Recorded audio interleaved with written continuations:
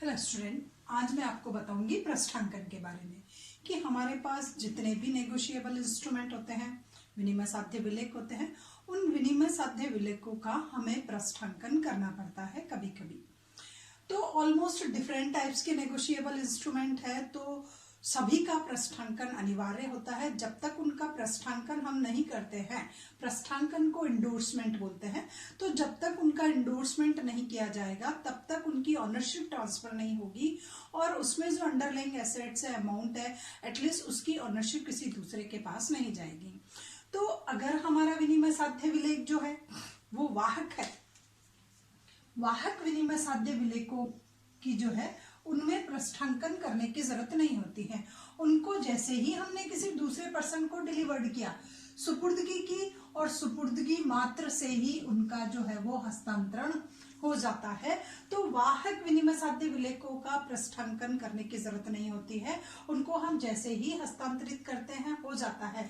लेकिन जो आदेश पर देय है, किसी तिथि पर देय है, मुदत्ती बिल है, जिनकी particular maturity dates after some time आएगी, तो ऐसे बिलों का पृष्ठांकन करना अनिवार्य होता है। उनका पराक्रमण हम बिना पृष्ठांकन के नहीं कर सकते हैं, उनका बेचान हम बिना पृष्ठांकन के नहीं कर सकते हैं। जो हमारा विनिमय साध्य विलेख अधिनियम है, उसकी जो सेक्शन है 48, वो सेक्शन ये बता रही है कि वाहक का तो हो जाता सुपुर्दगी मात्र से ही, परंतु आदेश पर या मुदत्ती विनिमय साध्य विलेखों पर पृष्ठांकन करना जरूरी है। जब तक पृष्ठांकन नहीं किया जाएगा तब तक उनका ऑनरशिप ट्रांसफर नहीं होगी। तो रियल में पृष्ठांकन है क्या? तो पहले विनिमय साध्य विलेख अधिनियम 1881 की धारा 18 क्या कह रही है ये देख लीजिए कि जब किसी विनिमय साध्य विलेख का धारक, जो भी उसका ऑनर है, जिसके पास विनिमय साध्य विलेख है, वो विनिमय साध्य विलेख का धारक अगर उस विलेख की पीठ पर, बैक साइड पर, या उसके साथ कोई पर्ची अटैच कर करके, कागज अटैच कर करके, और उसके मुख पृष्ठ पर भी कभी कभी पराक्रमण के प्रयोजनार्थ लेखक से भिन्न साइन करता है, पराक्रमण के प्रयोजनार्थ उसको डिलीवर करना, उसको सुपुर्द करना, उसको ट्रांसफर करना है, तो पराक्रमण के प्रयोजनार्थ जब लेखक से भिन्न किसी अन्य रूप में हस्ताक्षर करता है तो उसे माना जाता है कि उसने इस विपत्र का बेचान कर दिया गया है।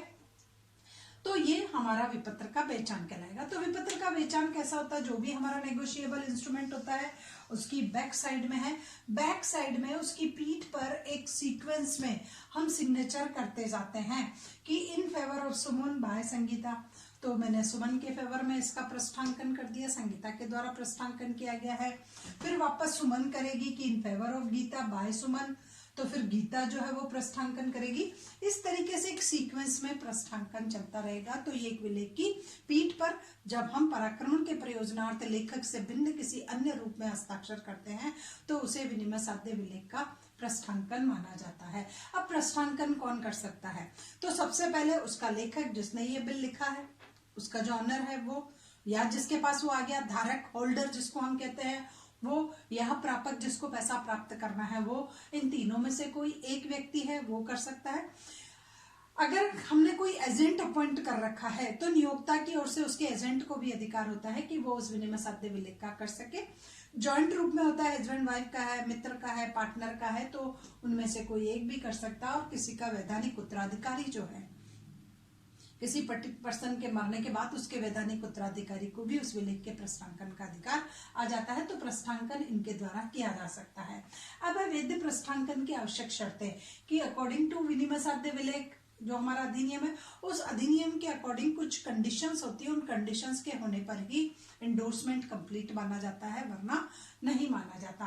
तो सबसे पहले लिखित हस्ताक्षर युक्त होना चाहिए। सबसे पहले यहाँ पर मैं कुछ लिखूंगी और लिख कर के मेरे हस्ताक्षर करूंगी, हस्ताक्षर करने के बाद ही विलेख जो है उसका पृष्ठांकन किया हुआ माना जाएगा कि इन फेवर ऑफ सुमन, जैसे मैंने आपको बताया था। और जब मैं हस्ताक्षर कर दूंगी तो हस्ताक्षर करने का मतलब ही है इसका मैंने पृष्ठांकन कर दिया है, तो ये जो भी धारक है, होल्डर है, प्रापक है, अभिकर्ता, उनके द्वारा जरूरी है। उसके बाद विलेख की पीठ पर ऑलमोस्ट ये कहाँ किया जाता है, विलेख की पीठ पर ही किया जाता है। कभी कभी जब पीठ पूरी भर जाती है तो हम एक पर्ची अटैच कर देते हैं। कभी कभी ऐसा होता है कि मुख पृष्ठ पर भी आप कर सकते हो, बाकी मुख पृष्ठ पर नहीं होता है। एक पर्ची अटैच कर करके हम पृष्ठांकन कर सकते हैं।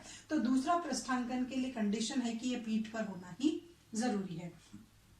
उसके बाद है पृष्ठांकन कर्ता का विपत्र पर वैधानिक अधिकार की अगर मैं पृष्ठांकन कर रही हूं तो एटलीस्ट इस पर मेरा लीगल राइट होना जरूरी है।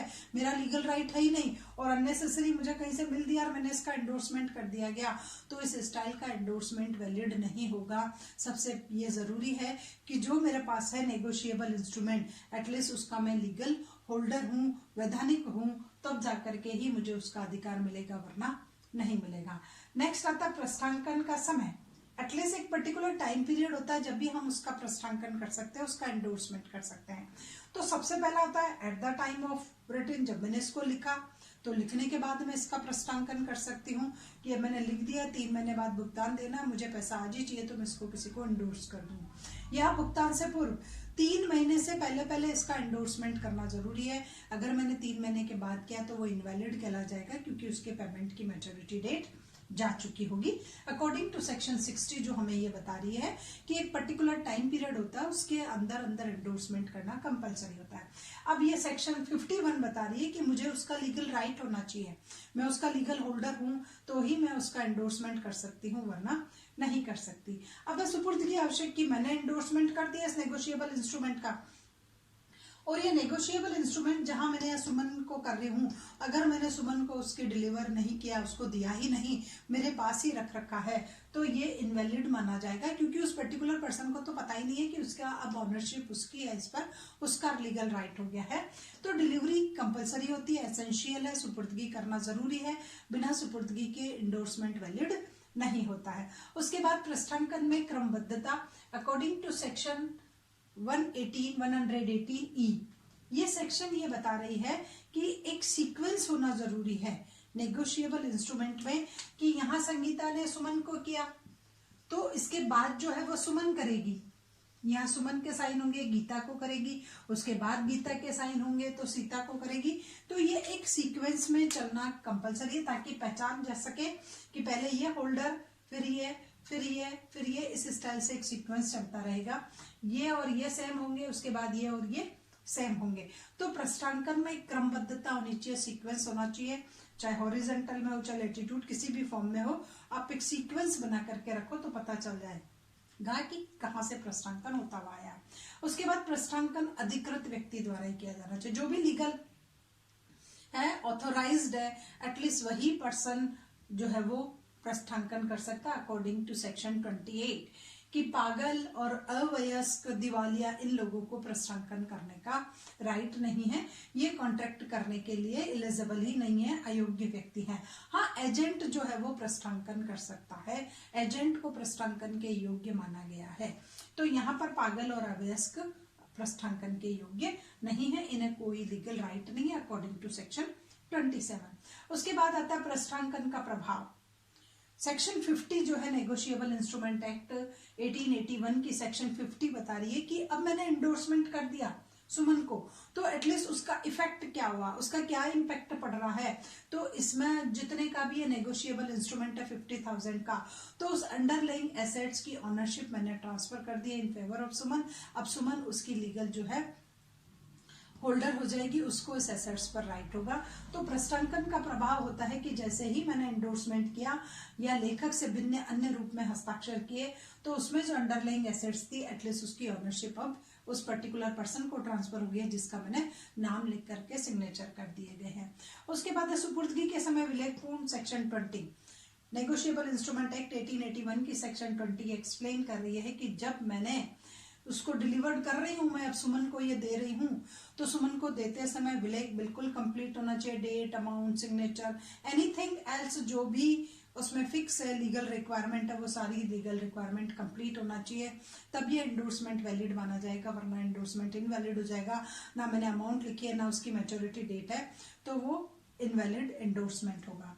उसके बाद है कि सुपुर्दगी से पूर्व प्रस्थांकित की मृत्यु। अब सपोज कीजिए कि मैंने उसको डिलीवर नहीं किया, मैंने उसको कहा कि आप मुझसे 50,000 मांग रहे हो और मैं ये लिख रहा हूँ, लिख करके और दूसरे दिन ही मुझे हार्ट अटैक आ गया, कुछ भी आ गया, मेरी डेथ हो गई।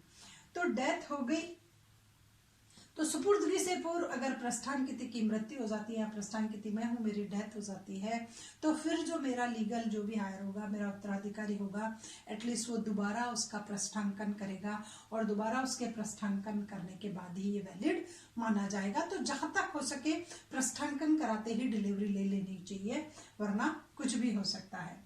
उसके बाद है प्रस्थांकन एक या एक से अधिक व्यक्तियों के नाम किया जा सकता है। यहाँ तो मैंने एक का ही एग्जांपल लिया।